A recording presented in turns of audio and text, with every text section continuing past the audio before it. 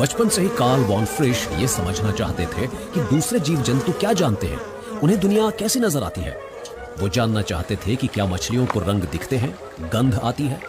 उन्होंने जानवरों के व्यवहार को जानने के लिए नए प्रयोग किए और उन्हें फिल्माया भी। 20वीं सदी की शुरुआत में उन्होंने सबसे पहले नए मीडियम मोशन पिक्चर्स का इस्तेमाल साइंस, एंटरटेनमेंट और कम्युनिकेशन के लिए किया।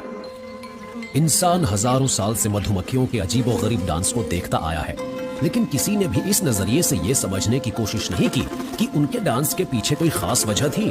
कार्ल वॉन फ्रिश से पहले ना तो किसी ने यह सोचा और पूछा कि वो बार बार 8 के अंक की शक्ल में क्यों नाचती रहती है। वॉन फ्रिश ने मधुमक्खियों की इस हरकत को बड़ी दिलचस्पी से देखा, लेकिन इसकी वजह नहीं जान पाए। उन्होंने अपने एक्सपेरिमेंटल छत्ते की एक मधुमक्खी को लुभाने के लिए एक प्लेट में मीठा पानी रखा। मधुमक्खी छत्ते में लौटने से पहले इसे पीती थी। निशान वाली मधुमक्खी बाद में फिर इस मीठे पानी को पीने लौटी। वॉन फ्रिश ने नोट किया कि कुछ ही घंटों में कई दूसरी मधुमक्खियां भी उसके साथ आने लगी थी और ये हमेशा उसके छत्ते की ही होती थी। लेकिन सबसे हैरानी की बात यह थी, फ्रिश को मालूम था कि दूसरी मधुमक्खियां निशान वाली मधुमक्खी के पीछे पीछे प्लेट तक नहीं आई थी। कैसे? क्योंकि वो हमेशा छत्ते पर नजर रखा करते थे। उन्होंने प्लेट में मीठा पानी रखा था, ना कि शहद। यानी मधुमक्खियां अपनी गंध की खूबी के बल पर इस तक नहीं पहुंची थी। वो धीरे धीरे मीठे पानी वाली इस प्लेट को दूर करते चले गए। वो छत्ते से कई किलोमीटर दूर तक ही चले गए, फिर भी छत्ते वाली मधुमक्खियां वहां तक पहुंच जाती थी।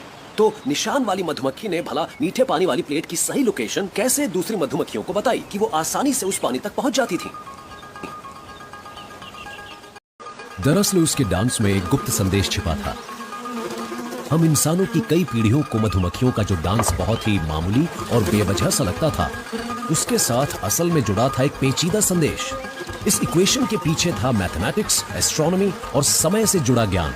और इन सब के मेल से ही ये मधुमक्खी अपने साथियों को मीठे पानी वाली इस प्लेट की जगह बताया करती थी।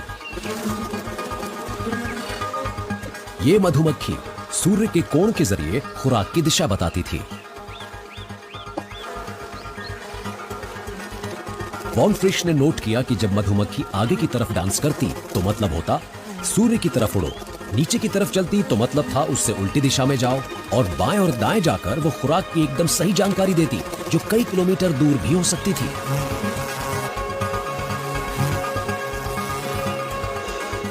मधुमक्खी के डांस की जो अवधि होती है वो उसके साथियों को बताती है कि किस खुराक तक पहुंचने में कितना समय लगेगा।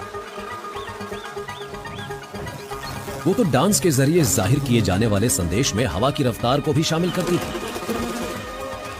और ये साल के हर समय, हर छत्ते के मामले में सच था, चाहे वो कोई भी महाद्वीप क्यों ना हो।